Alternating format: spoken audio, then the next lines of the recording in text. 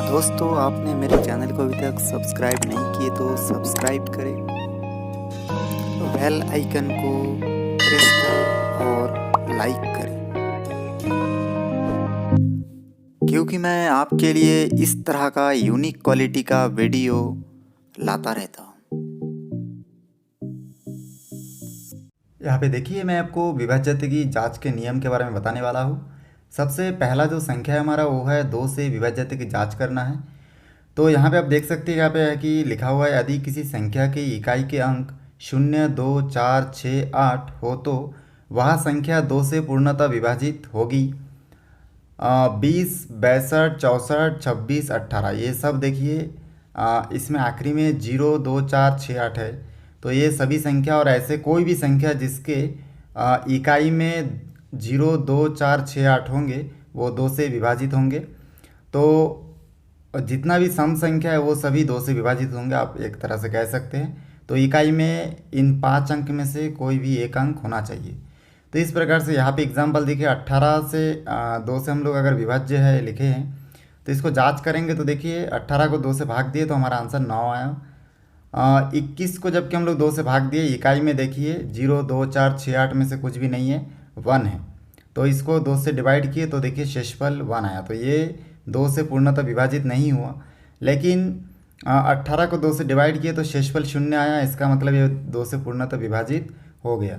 तो इस प्रकार से वह संख्या जिसके इकाई में 0, 2, 4, 6, 8 होंगे वो 2 से पूर्णतः विभाजित हो जाता है। इसके बाद मैं आपको बताऊंगा 3 से विभाज्यता की जांच कैसे करते हैं। 3 से विभाज्यता की जांच भी बहुत आसान है। यदि किसी संख्या के सभी अंकों का योगफल 3 से विभाजित होता है, ठीक है, कोई संख्या दिया गया है, वो अगर 3 से विभाजित हो जाता है, उसका योगफल मतलब उन संख्या को जोड़ने के बाद उसका योगफल अगर 3 से विभाजित हो जाता है तो वह संख्या 3 से विभाजित होती है। चलिए मैं आपको एग्जाम्पल लेके बताता हूँ। यहाँ पे मैं एग्जाम्पल ले लेता हूँ, जैसे कि देखिए यहाँ पे 1, 1, 1, ठीक है, ये 6 बार ले लिया हूँ मैं। सभी अंकों का योग जो है, अगर इसको मैं देखिए यहाँ पे जो लिखा हुआ है 1,11,111, इन सभी अंकों को अगर एक साथ जोड़ दूंगा तो आंसर कितना आता है, 6 आता है। 6 को अगर मैं 3 से विभाजित करूँगा तो ये डिवाइड हो जाता है। तो इस प्रकार से हम लोग बोल सकते हैं कि 1,11,111 जो है 3 से विभाज्य है। इसी प्रकार से 5,112 में सभी अंकों का योग, इसको अगर जोड़ेंगे तो 5 और 1 6, 7, 8, 9 आएगा, और 9 को अगर 3 से विभाजित करते हैं तो विभाजित हो जाती है। 412 को भी अगर हम लोग जोड़ देंगे तो देखिए इसका बीजांक निकालना कह सकते हैं, एक हिसाब से इसका बीजांक निकालेंगे तो योग कितना आएगा, 7 आएगा, और 7 जो है 3 से विभाजित नहीं है। तो इस प्रकार से हम लोग डायरेक्टली इसको बिना हल किए बता सकते हैं, खाली छोटा सा एक जोड़ घटा के बता सकते हैं कि 412 जो है 3 से विभाजित नहीं होगी। चलिए इसके बाद मैं आपको बताऊंगा 6 से विभाज्यता की जांच कैसे करते हैं। इसमें देखिए, यदि कोई संख्या 2 तथा 3 से अलग विभाजित हो तो वह संख्या 6 से भी विभाजित होगी। जैसे कि एग्जांपल ले रहा हूँ 216 को अगर 2 से मैं भाग दूंगा तो ये विभाजित होगा, क्योंकि 216 के इकाई में आपको दिख रहा होगा 6 है, ठीक है, सम संख्या है। तो इस प्रकार से 2 से विभाजित हो जाएगी क्योंकि इकाई में 6 है। 216 3 से विभाजित करेंगे तो देखिए इसमें ये विभाजित 3 का जो नियम है विभाज्य का, वो क्या है कि इनका योग 9 आना चाहिए। तो अगर 2, 1 और 6 को जोड़ दूंगा तो 9 आएगा, 9 को 3 से डिवाइड करूंगा तो विभाजित हो जाएगी। तो इस प्रकार से देख रहे हैं कि 216 2 से भी विभाजित होती है और 3 से भी विभाजित हो जाती है। इसका अर्थ ये हुआ कि 216 6 से भी विभाजित हो जाएगी, क्योंकि नियम है अगर कोई संख्या 2 तथा 3 से अलग अलग विभाजित होती है तो 6 से भी विभाजित हो जाएगी। इसी प्रकार से 6, 4, 3, 2, 1, 2, ठीक है, इसमें देखिए इकाई में 2 है तो ये 2 से विभाजित होगी। अगर हम लोग 3 से भी इसको विभाजित करेंगे तो भी होगा, क्योंकि 6, 4, 3, 2, 1, 2 को अगर हम लोग जोड़ देंगे तो इसका योगफल हमको 18 प्राप्त होगा। तो इस प्रकार से हम लोग कह सकते हैं कि ये जो 6,43,212 है ये आपका 6 से भी विभाजित हो जाएगी। इसके पश्चात मैं आपको बताऊंगा 9 से विभाज्यता की जांच कैसे करते हैं, तो देखते रहिए। अब ये देखिए 9 से विभाज्यता की जांच करने के लिए इसमें नियम है यदि किसी संख्या का अंकों का योग, ठीक है, किसी संख्या का अंकों का योग 9 से विभाज्य हो तो पूरी संख्या भी 9 से विभाजित होगी।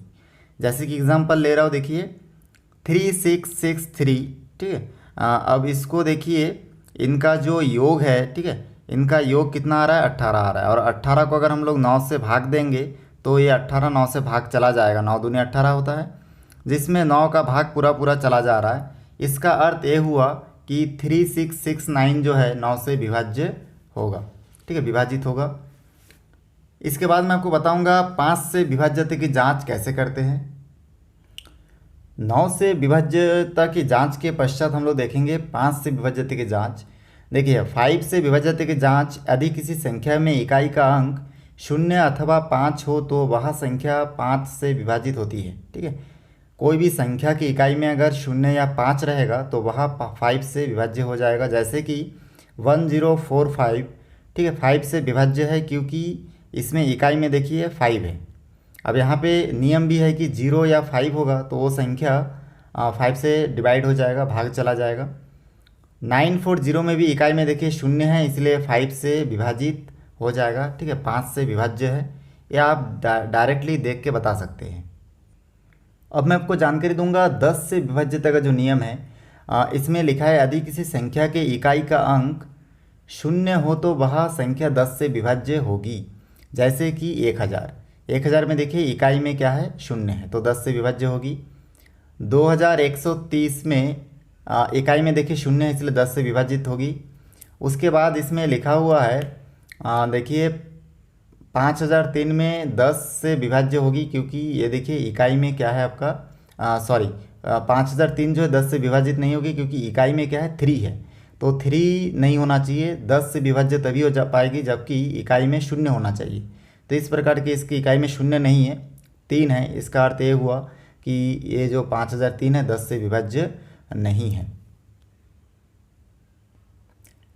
इसके बाद 4 से विभाज्यता की जांच कैसे करेंगे। यहाँ पे नियम है, जब किसी संख्या के दहाई एवं इकाई के अंकों से बनी संख्या 4 से विभाजित होती है अथवा दहाई व इकाई के स्थान पर 0 हो तो वह संख्या 4 से विभाजित होती है। देखिए इसमें 2 कंडीशन लिखा है कि जब किसी संख्या के दहाई एवं इकाई के अंकों से बनी संख्या 4 से, ठीक है, दहाई और इकाई से बनी संख्या 4 से विभाजित होती है अथवा दहाई व इकाई के स्थान पर 0 हो तो वह 4 से विभाजित होती है।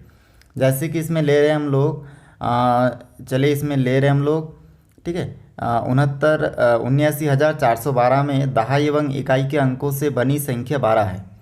तो ये देखिए इकाई और दहाई से मिलकर कितना बना है, 12 बना है, जो कि 4 से विभाजित है, ठीक है। इकाई और दहाई दोनों मिला के ऐसी संख्या होनी चाहिए जो कि 4 से विभाजित हो, तो वह संख्या जो है 4 से विभाज्य होगा। तो यहाँ पे दिख रहा है कि 1 और 2 मिलके 12 हुआ जो कि 4 से विभाजित है। इस प्रकार से हम लोग बोल सकते हैं कि 79,412 जो है 4 से विभाजित होगी। 1300 4 से विभाजित है, और ये क्यों है, क्योंकि देखिए नियम है कि इकाई में या तो 0 0 होना चाहिए या फिर इकाई और दहाई का जो अंक है वो दोनों मिलके आपस में, ठीक है, दोनों मिलके ऐसी संख्या होना चाहिए जो 4 से विभाजित हो। तो यहाँ पे इकाई और दहाई क्या है, 0 0 है, इस प्रकार से ये क्या होगा, 4 से विभाजित होगा। 413 4 से विभाजित नहीं है क्योंकि 413 में देखिए इकाई और दहाई हम लोग लेंगे तो इकाई और दहाई मिलकर 13 बनता है, जो कि 4 से पूरा पूरा भाग नहीं जाता है। तो इस प्रकार से ये 4 से विभाज्य नहीं है। अब 8 से विभाज्यता की जांच हम लोग करते हैं। यदि किसी संख्या के सैकड़ा, दहाई, इकाई वाले 3 अंकों की संख्या 8 से विभाजित होती है या सैकड़ा, दहाई या इकाई के स्थान पर 0 हो तो वह संख्या 8 से विभाज्य होगी। तो चलिए इसका मैं एग्जांपल देता हूँ। देखिए नियम क्या है कि इकाई, दहाई और सैकड़ा तीनों का जो अंक है वो 8 से विभाजित होना चाहिए, या फिर इकाई, दहाई, सैकड़ा के स्थान पर 0 होना चाहिए, तब 8 से विभाज्य होगा। तो चलिए इसका एग्जांपल देखते हैं। अब यहाँ पे एग्जांपल में देखते हैं कि 3100 8 से विभाज्य है क्योंकि इसमें देखिए इकाई, दहाई और सैकड़ा तीनों जगह पे क्या है आपका 0 है, इसलिए ये क्या होगा आपका 8 से विभाज्य होगा। 1816, ठीक है, 1816 इसको भी अगर हम लोग देखें तो इसमें देखिए इकाई, दहाई और सैकड़ा ये तीनों मिलकर ठीक है, ये तीनों को अगर भाग देंगे हम लोग 8 से तो भाग चला जाएगा। इस प्रकार से ये क्या होगा, 8 का विभाज्य होगा। उसके बाद 12,317 में 8 से विभाज्य नहीं है, क्योंकि यहाँ पे देखिए इकाई, दहाई और सैकड़ा तीनों को अगर 8 से भाग देंगे तो भाग नहीं जाएगा, और इकाई, दहाई, सैकड़ा के स्थान पर शून्य भी नहीं है। तो इस प्रकार से हम लोग बता सकते हैं कि ये जो 12,317 है, ये 8 से विभाज्य नहीं है। इसके बाद देखिए 7 से विभाज्यता की जांच करने के लिए हम लोग क्या करते हैं, इसमें नियम है, किसी संख्या के अंतिम अंक का दुगुना कर शेष अंकों की संख्या को घटाइए तथा बची हुई संख्या पर पुनः यह प्रक्रिया दोहराइए जब तक 1 या 2 अंक की संख्या प्राप्त नहीं हो जाती। यदि प्राप्त संख्या 7 से विभाजित हो तो दी गई संख्या 7 से विभाज्य होगी। तो किसी संख्या के अंतिम अंक का दुगुना कर शेष अंकों की संख्या से घटाना पड़ेगा। जैसे कि यहाँ पे एग्जाम्पल मैं ले लेता हूँ, 1729 में अंतिम अंक 9 है, तो 9 का अगर दुगना कर देंगे तो 18 आएगा। अब इस 18 में देखिए, ठीक है, इस 18 में हम लोग क्या करेंगे, शेष संख्या को, ठीक है, हम लोग आखिरी अंक लिए थे 9 को लिए थे, 9 का दुगना 18 हो गया। अब 172 बचा है, ठीक है, 9 को तो ले चुके थे, तो 172 में फिर इस 9 के इकाई का जो दुगना है उसको हम लोग घटाएंगे तो 154 आएगा। और इसमें आखिरी जो अंतिम संख्या है वो देखिए 4 है, तो 4 का दुगना कर देंगे तो 8 आएगा। ठीक है, ऐसे दोहराते जाना है। तो 8 को फिर क्या करेंगे हम लोग, देखिए 4 को ले लिए, 15 बचा, तो 4 का दुगना 8 हुआ। फिर इस 8 को हम लोग क्या करेंगे, दहाई और सैकड़ा के स्थान पर जो संख्या है 15, उसको उससे फिर घटाएंगे तो 7 आएगा। तो इस प्रकार से 2 बार प्रोसीजर फॉलो किए हम लोग, तो हमारा जो आंसर है देखिए 7 आया। और 7 जो है 7 से विभाजित हो जाती है, तो इस प्रकार से 7 से विभाज्य है। 1729 जो है वो क्या है, 7 से विभाज्य है। क्या आप जानते हैं कि इस 1729 को रामानुजन संख्या भी कहा जाता है, क्योंकि इसको विशेष अलग अलग 2 तरीके से हम लोग लिख सकते हैं। 1 का घात 3 प्लस 12 का घात 3 लिख सकते हैं। इस प्रकार इसमें लिखने के कारण ही इसको रामानुजन संख्या कहा जाता है। इसमें 10वां पॉइंट पे आपको बताऊंगा 11 से विभाज्यता की जांच। किसी संख्या के विषम स्थानों के अंकों का योग निकालिए तथा सम स्थानों के अंकों का योग निकालिए। यदि विषम स्थानों के अंकों का योग तथा सम स्थानों के अंकों का योग का अंतर 0, 11 अथवा 11 का गुणज हो तो वह संख्या 11 से विभाजित होती है। जैसे कि देखिए यहाँ पे इसमें लिखा है 8, 5, 6, 5, 9, 2 के विषम स्थानों के अंकों का योग। तो विषम संख्या मतलब देखिए ये 1 नंबर में विषम है 1, ठीक है, 1 भी विषम है, 2, 3, 4, 5, 6 अंक है इसमें। तो हम लोग जानते हैं कि 1, 3 और 5, ठीक है, पहला नंबर में, तीसरा नंबर में, 5वां नंबर में जो स्थान में जो संख्या है वो क्या है आपका विषम सम है। और विषम स्थानों की इसमें हमको योग निकालना है, विषम स्थानों के अंकों का योग और सम स्थानों के अंकों का योग।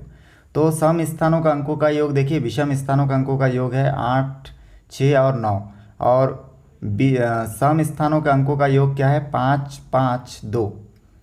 ठीक, इस प्रकार से इसको अगर हम लोग इन दोनों का अंतर निकाल लेंगे, यहाँ पे थोड़ा क्रम चेंज हो गया है, यहाँ पे आपका सम होगा और यहाँ पे विषम होगा। तो इस प्रकार से इसका योग निकाल लेंगे हम लोग। योग निकालने के बाद दोनों को हम लोग घटा देंगे, उसके बाद देखिए 11 आया, और 11 जो है 11 से विभाजित हो जाती है। इस प्रकार से हम लोग बिना हल किए इस पूरे संख्या को देख के बता सकते हैं कि ये 11 से विभाज्य है। तो बहुत आसान है। इस प्रकार से ये विभाज्य का नियम अगर आप याद रखते हैं तो बहुत आसानी से आप किसी भी संख्या को देख के बता सकते हैं कि ये किसी भी संख्या से विभाजित हो रहा है कि नहीं हो रहा है। दोस्तों, आपको मेरा वीडियो अच्छा लगे तो लाइक करें, शेयर करें, सब्सक्राइब करें और बेल आइकन को भी प्रेस करें, ताकि जब भी मैं कोई नया वीडियो बनाऊं तो उसका नया अपडेट सबसे पहले आप तक पहुंचे। फिर मिलते हैं एक नई वीडियो के साथ। धन्यवाद।